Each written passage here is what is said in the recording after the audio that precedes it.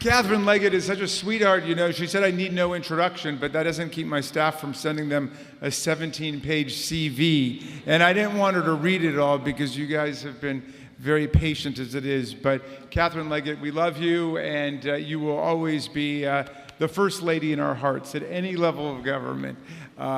And Barbara, thank you for what you had to say. Just, you know, one slight correction. I was in the state Senate for 10 years.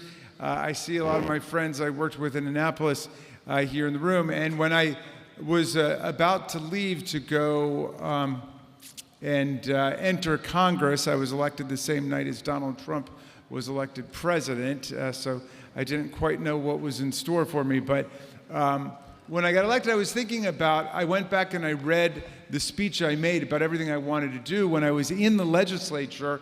And it turns out we did pretty much everything. We abolished the death penalty, and we passed marriage equality in the state, and we passed the Farm to Schools program. We restored voting rights to the former president. But the one thing that we had not done, that I had talked about doing, was changing our state song, because we had these terrible pro-Confederate, anti-Abraham Lincoln lyrics in Maryland, my Maryland. And before I left, you know, we had some traditionalists in Annapolis, including Mike Miller, and they were saying, well, we can't replace the state song until we have new words, until we have new lyrics. Now, so I said, okay, well, you know what I'm gonna do? I'm gonna go ahead and do my best to write a state song. I was smart enough to not have it either played on the piano or performed by me, but we found these two great musicians who were willing to do it. And actually, Barbara, the legislature did, on July 1st, 2021, it did repeal the existing state song lyrics, but it has not replaced it yet. So that is the part that's still out there, and I think they're gonna need to have some kind of formal competition or something. And I know there's some great songs that have been written, but that's my humble submission. Well, anyway, look, I don't need to tell you guys we're in the fight of our lives here in terms of defending not just democracy, but all of the achievements of democracy. And this is the work I know all of you are involved in. It's the work that I'm involved in. But before I say something about the stakes of that struggle, I do want to say that the people in this room have proven, and the state of Maryland has shown, that actually we can make the whole system of American federalism work for the production of new housing units in our society. We know how to get that done. And I thought I would invoke the story of Allium Place. I don't know if anybody is here who works with Allium Place, which is an affordable housing project just off of Randolph Road, Randolph and Vayers Mill Road. Last March, I was proud to announce that we'd been able to secure $1.2 million to help build the Child Development Center there and a playground there to go with Allium Place. But it was originally financed through the Low-Income Housing Tax Credit, which is a federal housing finance tool, and Montgomery County's Housing Investment Fund. And there were state funds also that were infused into the project from Maryland's Department of Housing and Community Development, which really got us to where we needed to go in the end. So it's a project that had federal financing, it had state, it had local, and the result was 168 units where families earning well below the median income in MoCo can rent safe and beautiful homes, and 27 new homes that families can purchase and use to build equity and intergenerational wealth. So I want to thank Jennifer Endo, who I assume is here, with Affordable Homes and Communities and Habitat and Humanity for their partnership working on this wonderful development. And it is an example of what we can actually get done. It's a lot harder to build things than to tear things down. But that's what's going on in America today. Things are getting torn down. And I'm watching it happen in Congress every single day. The administration last week unveiled their so-called skinny budget requests. And during a time of national housing crisis, where we have a profound shortage of affordable housing units, when so many families and so many young people are struggling to find and afford housing, this administration has proposed a 43% cut to rental assistance. In the meantime, DOGE, which stands for something, it might be dissing our government employees, or deranged oligarchs grabbing everything. I don't know, you be the judge. DOGE is taking a chainsaw to every federal department or agency which actually delivers services and goods to the American people, and they have cut the workforce already by 1/4 at HUD, and they are proposing cuts that would slash the workforce by 50%. So, look, my friends, all over the world now, we've got a struggle between democracy and the achievements of democracy, which are making government an instrument of the well-being of the people, the health care of the people, the housing security of the people, the material security of the people, and autocracy, which believes that government has just got to be an instrument for the richest people in the world, or even the richest person in the world, an instrument for the prosperity only of those people at the top. And if you read into the writings of the Silicon Valley billionaire mafia of Elon Musk and his friends, you look at their intellectual guru, Curtis Yarvin. He did an interview with the New York Times just about 7 or 8 weeks ago where he said the American people have got to get over their fear of the word dictatorship.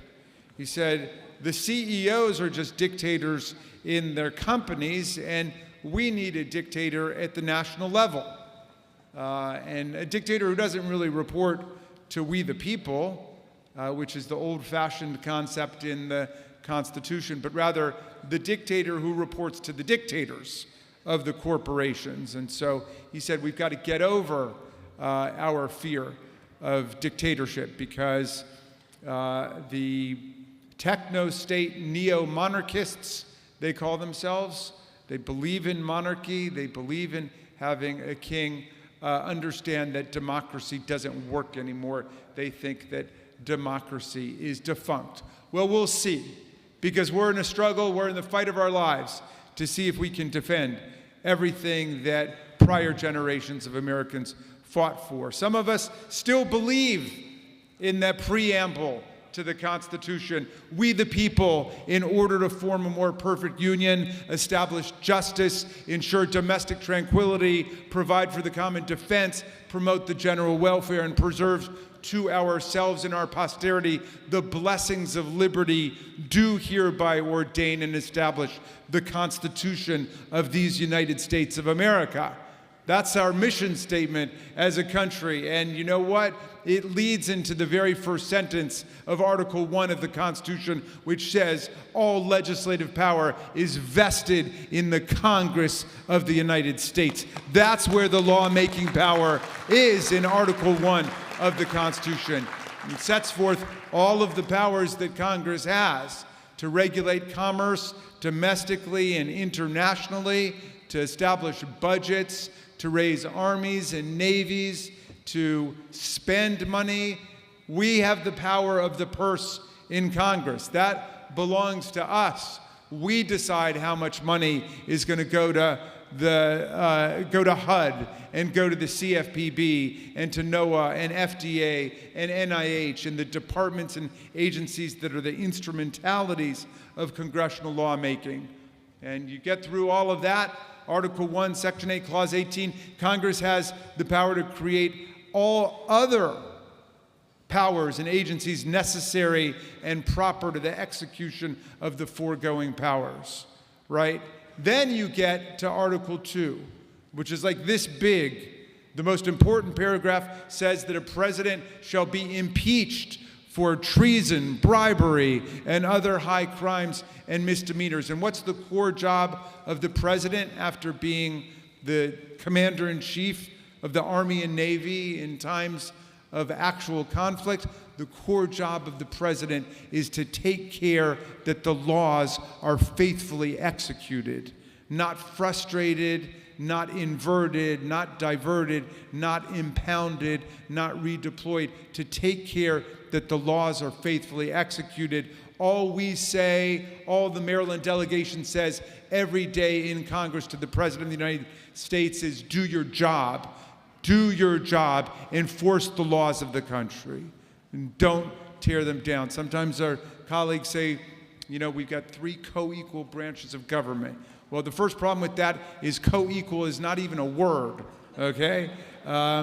But we're not really equal branches of government. The legislative power is embodied in Article 1, the first article, for a reason. There's a reason James Madison called it the predominant branch, because we had a revolution against a king, against a monarch, against a dictator. We decided that we wanted to have the people govern through our chosen representatives in Congress. If we're 3 co-equal or equal branches, why do we have the power to impeach, try, and convict a president, and the president doesn't have the power to impeach, try, and convict us? All of us who aspire and attain to public office in America are nothing but the servants of the people. And the moment we stop acting like the servants of the people and we start acting like kings and queens and monarchs and emperors and dictators, that is the moment to evict, eject, reject, try, impeach,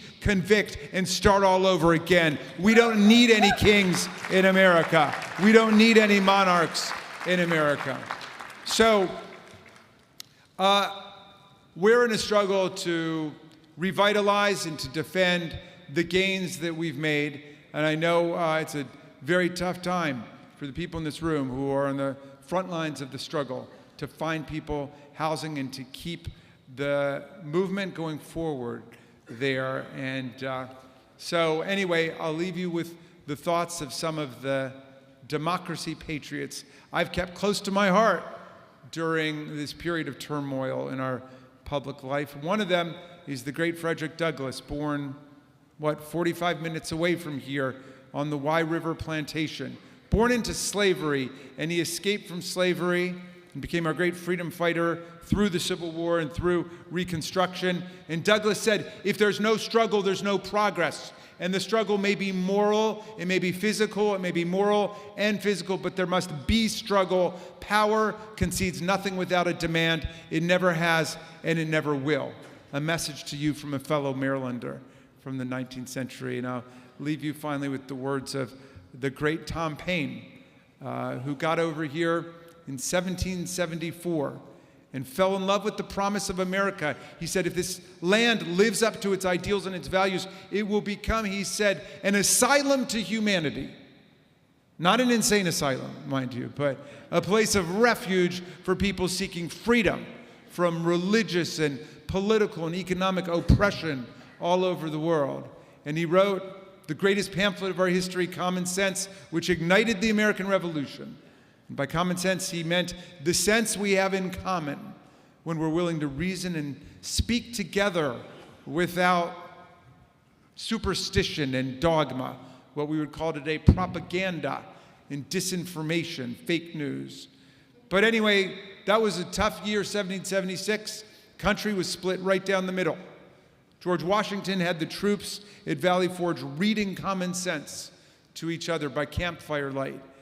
And Paine wanted to write something else to give people hope and courage to get through a dark time and a cold winter. And so he wrote this beautiful pamphlet called The American Crisis.